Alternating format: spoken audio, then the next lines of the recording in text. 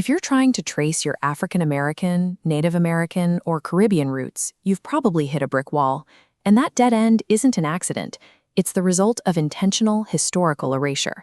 But recent Supreme Court rulings have opened a legal door to reverse that erasure and formally reclaim what was taken.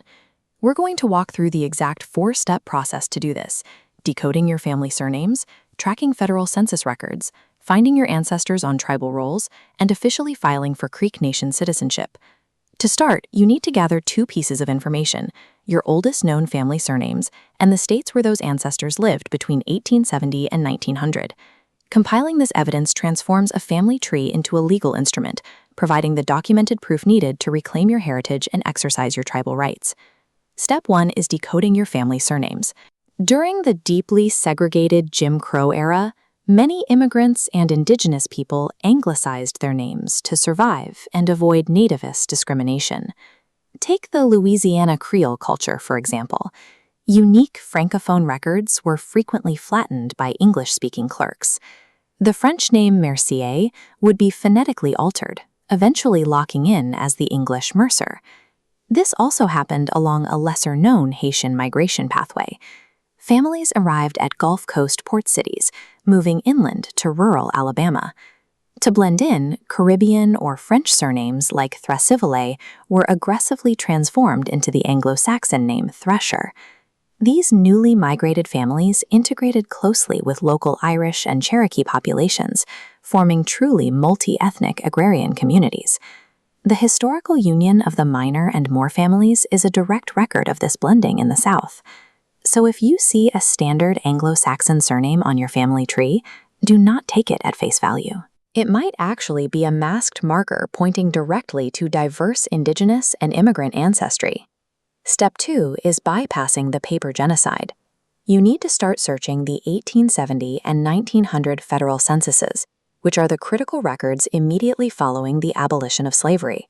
During this time, the U.S. government engaged in paper genocide, intentionally reclassifying Indigenous people as colored or mulatto on official documents to legally erase their historical land rights. This archive proves mixed heritage marriages existed before emancipation. In the top left, read the 1845 marriage of Daniel White, an American Creek Indian, and Holdy, Black Irish.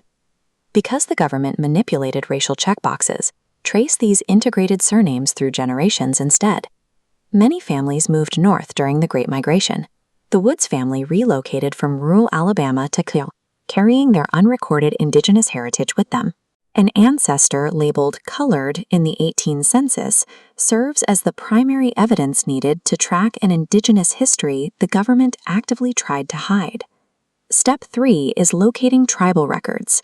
Take those ancestors you found on the census and go to oakhistory.org to cross-reference their names with the Dawes rolls. You will notice that many Muskogee Creek families bear British surnames, names like Perryman, White, or McIntosh. This is the direct result of historical colonial intermarriage. The Perryman family illustrates this clearly. They were a powerful mixed African Creek lineage that achieved immense political influence, even producing a principal chief of the Creek Nation. When you run your search, it is critical that you check both the Creek by Blood database and the Creek Freedmen Registry. The Dawes Commission deliberately categorized many mixed-race Native people onto those freedmen rolls, specifically to deny them their tribal land allotments. Locating your family name on the freedmen roll is documented proof of an Indigenous lineage that the federal government actively tried to segregate. Step 4 is executing your citizenship application. After a legal struggle in 2025 and 2026, the Muskogee Nation Supreme Court unanimously ruled that Creek freedmen descendants are entitled to full citizenship based on the 1866 treaty. You have 3 pathways to apply. First, file directly with the Muskogee Nation in Oklahoma using the Dawes roll printouts. The second path is filing with the Alabama Porch Band of Creek Indians using your 1870 and 1900 census printouts. This second option is specifically required for families whose ancestors evaded Western removal and remained living in the American South. The third path is utilizing the Creek Freedmen Band Organization website, where you can get direct legal guidance and application assistance for your specific case.